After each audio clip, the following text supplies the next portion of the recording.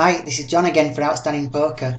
I've got another video here which is all about bluff raising, mainly bluff raising the flop, and we're just going to be looking at a couple of different board textures, so hopefully it'll help you to find some opportunities to actually bluff raise a flop when perhaps sometimes you haven't got any equity at all, or sometimes you might just have a bit of backdoor equity like a backdoor flush draw or maybe backdoor straight draws.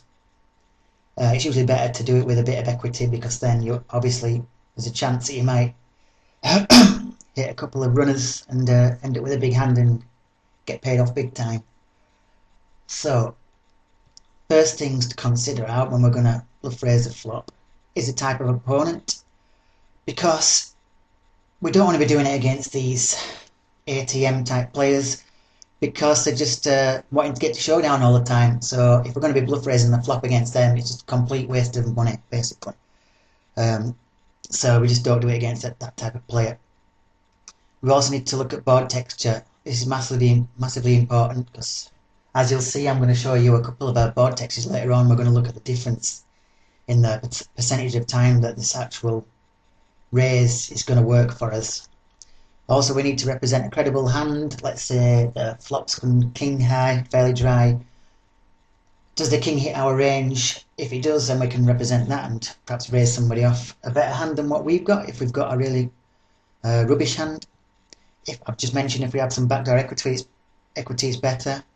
Stack size is very important too, because obviously if you're doing this against a guy that's short stacked, then he's more likely to play back at you because he just get a bit more desperate. So you just stay away from the short stackers. So I've created this simple poker scenario, playing 100 no limit, blinds 50 cent and $1 or whatever, €1. Villain opens for 3 big blinds from the cutoff with a 20% range. I'm actually going to use a 21.6% range, and I'm going to use some software in a minute so we can actually check out this actual range. But I'll just run through this scenario pretty quickly.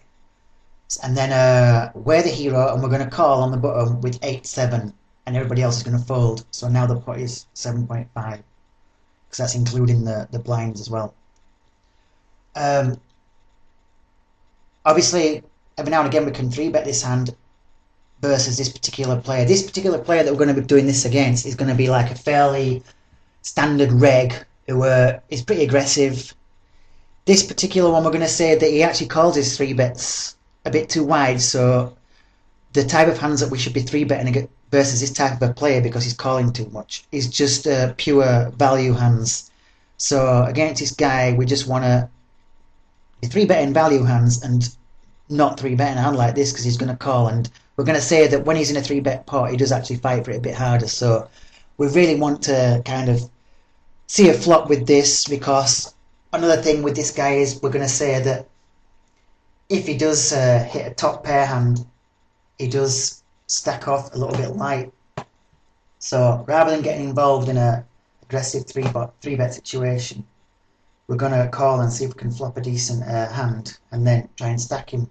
Obviously there's going to be plenty of times when we can't 3-bet a hand like this against certain opponents who play a lot weaker in 3-bet pots or fold too often. But obviously seeing a flop in position with a hand like this versus a guy who's likely to stack off pretty light, then there's nothing wrong with that. So also as well, we're calling to hit a hand, but also we're going to be looking for spots to take the hand away from him as well, because it doesn't flop a big hand.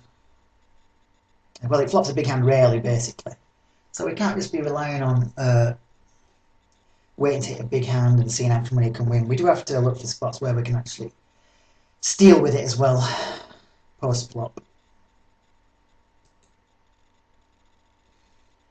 So we've called before the flop, and now the flop is this. We had 8-7 of hearts, remember, so we do have like a backdoor flush, backdoor straight. It's a super